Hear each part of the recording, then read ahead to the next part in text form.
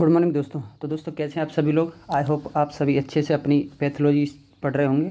तो दोस्तों जैसे कि अपन ने last heart pathology series start करी थी, तो दोस्तों कुछ टॉपिक क्या है अपन ने जो इम्पोर्टेंट टॉपिक रहते हैं छोटे छोटे वो क्या है जनरली ज़्यादा नहीं पूछे जाते, लेकिन कभी कभी आपको एग्जाम में एकदम सडनली देखने को मिल जाते हैं, चाहे वो शॉर्ट आंसर हो। तो कुछ टॉपिक ऐसे हैं जो कि जिनको मैं बीच बीच में कवर करता रहूँगा in the process of their systemic pathology series. जैसे कि अपन हार्ट पैथोलॉजी तो इसके बीच में कभी कभी टाइम मिलेगा। तो आज उसी से रिलेटेड एक टॉपिक लेके आया हूँ, दैट इज़ मल्टीपल माइलोमा, जो कि एक मोस्ट इंपॉर्टेंट टॉपिक है जो कि आपसे जनरली शॉर्ट क्वेश्चन में पूछ ही लेता है। तो छोटे छोटे टॉपिक हैं, तो इस चक्कर में ज़्यादा बड़ा वीडियो है नहीं, अपन इसको जल्दी से कवर करेंगे। ठीक है दोस्तों, तो चलिए बाकी बातें अपन लास्ट में करेंगे। तो स्टार्ट करते हैं अपन आज का टॉपिक मल्टीपल माइलोमा। और सिंपल मैं आपको इसकी डेफिनेशन बताऊं तो that is the plasma cell neoplasm, जो प्लाज्मा सेल में उनमें क्या हो गया, उनका ट्यूमर हो गया, उनका कैंसर हो गया है with associated with the hypercalcaemia, renal failure, anaemia, bone lesion and immune abnormalities. मतलब कैल्शियम लेवल भी बढ़ा, रीनल फेलियर भी, एनीमिया हो गया, बोन लीजन हो गया, इम्यून डेफिशिएंसी भी हो गई है, मतलब along with the plasma cell neoplasm. कहने का क्या मतलब है, जो बी लिम्फोसाइट है वो प्लाज्मा सेल बनाएंगे और वो एंटीबॉडी बनाएंगे। तो एंटीबॉडी में अपन को पता है एक लाइट चेन होती है, एक हैवी चेन होती है। तो इसमें हैवी चेन तो बन नहीं पाती, लाइट चेन बनती है, वो भी इम्प्रॉपर बनती है। तो that is due to the plasma cell neoplasm, क्योंकि इनमें क्या हो गया, प्लाज्मा सेल में न्यूप्लेसिया हो गया, एक तरह से कैंसर हो गया है, इनका ट्यूमर फॉर्मेशन हो गया है। एज के बेस पर अफेक्शन देखें तो मैन ओल्डर अडल्ट मतलब 65 to 70 ईयर्स रहते हैं, उनको ज़्यादा इनका रिस्क फैक्टर रहता है। पैथोजेनेसिस, दोस्तों पैथोजेनेसिस की थोड़ी इंपॉर्टेंट भी है, तो आप अच्छे से देखें। पैथोजेनेसिस में क्या है, रीअरेंजमेंट ऑफ जीन्स अकर, मतलब जीन्स का रीअरेंजमेंट होता है, that is deletion of gene, या फिर किसी जीन का डिलीशन हो, दैट इज़ T53। ठीक है, या फिर रीअरेंजमेंट किस किस का, IGH on chromosome number 14, cyclin D1, cyclin D3 and M/CG। ठीक है, तो दोस्तों इसको समझने का देखो सिंपल तरीका ऐसा है, जैसा कि मैंने याद करा है। मान के चलिए IGH ये आपका गर्ल्स हॉस्टल है, ये आप साइकिल से जा रहे हो जिस पे एक माइक लगा M/C और उसके दो टायर हैं CYC D1 और CYC D3। तो इस तरीके से आप इनका रीअरेंजमेंट मान के चलिए गर्ल्स हॉस्टल की तरफ जा रहा है, तो इन सबका रीअरेंजमेंट अगर डिस्टर्ब होता है पैथोजेनेसिस में और डिलीशन ऑफ T53 जीन्स, तो क्या होता है अपन को न्यूप्लाज्म ऑफ प्लाज्मा सेल। बाकी सिंपल अगर दूसरे तरीके से समझाऊँ मैं, मान के चलिए बोन मैरो है, यहाँ पर आपके सेल्स फॉर्मेशन होते हैं, तो मैरोस्टोमल सेल जो इसका स्टोमा होगा वो क्या सीक्रेट करेगा, इंटरल्यूकिन 6। इंटरल्यूकिन जो सीक्रेट करेगा वो क्या करेगा, प्लाज्मा सेल फॉर्मेशन।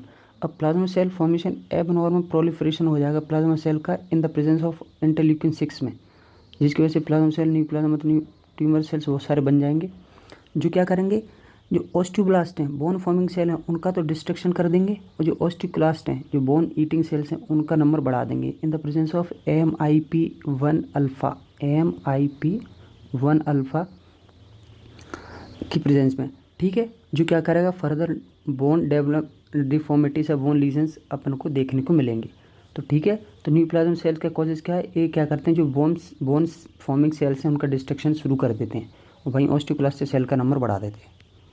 ठीक है, अगर आप इसकी मॉर्फोलॉजी की बात करें तो मॉर्फोलॉजी में कुछ नहीं है, जो अपनी बोन है वहाँ पर क्या है, डिस्ट्रक्ट बोन लीजन आपको देखने को मिलेंगे एक्सियल स्केलेटन में, और बोन लीजन वो as a punch out defect की वजह से हो सकते हैं, फिर कोई जिलेटिनस रेड ट्यूमर मासेस के फॉर्मेशन में।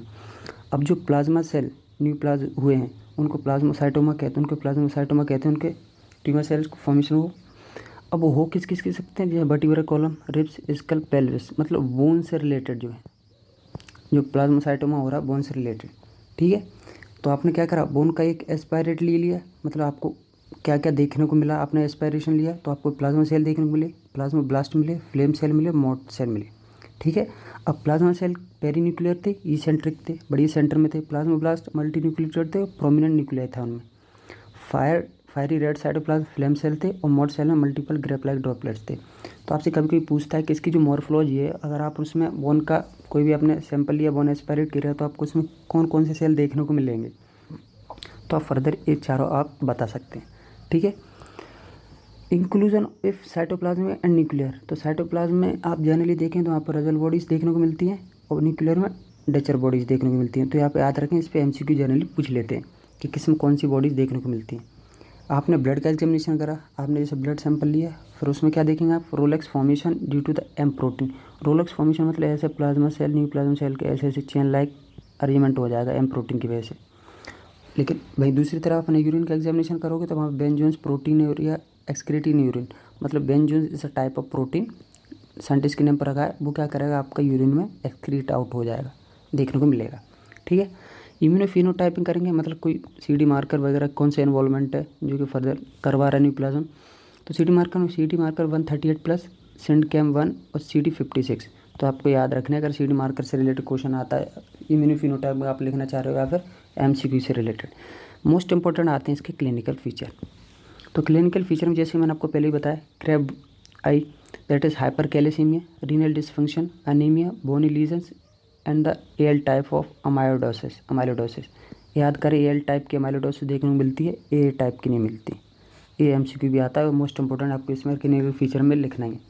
तो हाइपरकैलेसीमिया से क्या क्या रिलेटेड होंगे, न्यूरोलॉजिक मैनिफेस्टेशन हो गई, जैसे कन्फ्यूजन, वीकनेस होगी, renal dysfunction due to the Bence Jones protein. आपको पता है यूरिन में बेंजोन्स प्रोटीन देखने को मिल रहा है, जिसकी वजह से abnormal light chain toxic to renal tubular epithelial sales.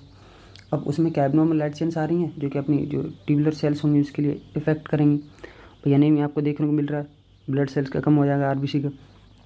Bony legion अभी मैंने जैसे बताया, जो अपने ऑस्टियोब्लास्ट में बोन फॉर्मिंग सेल का डिस्ट्रक्शन शुरू हो रहा है, जिसकी वजह से प्रोडक्शन नॉर्मल हीमोग्लोबिन का कम हो जाएगा और रिस्क ऑफ इन्फेक्शन बढ़ जाएगा।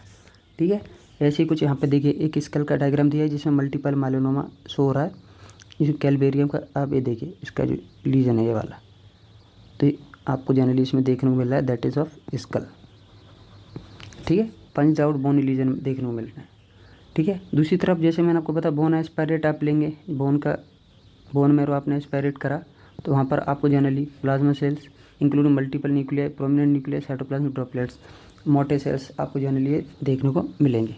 ये आपको इसमें एक तरह से यहाँ पर रोलेक्स फॉर्मेशन टाइप का अरेंजमेंट भी देखने को मिलेगा।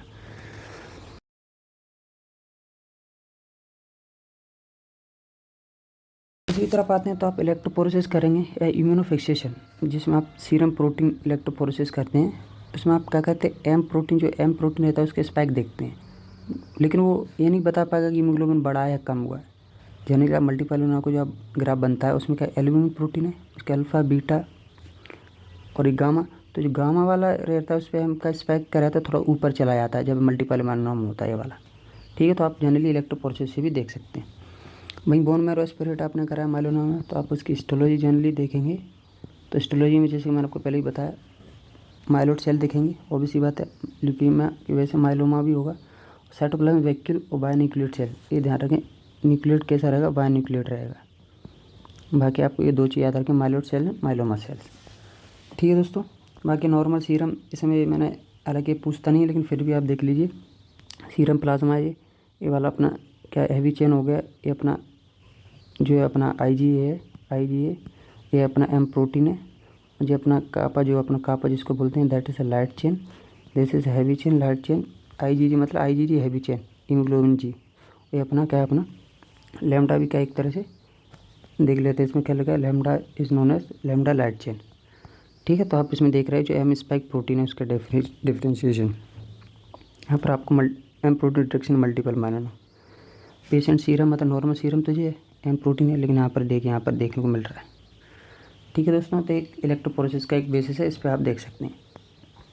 तो दोस्तों ये तो रहा अपना मल्टीपल माइलोनोमा, ज़्यादा बड़ा नहीं था, छोटा सा था, लेकिन आपसे जनरली पूछ लेता है एग्जाम में, तो आप इसको अच्छे से एक बार देख लीजिए।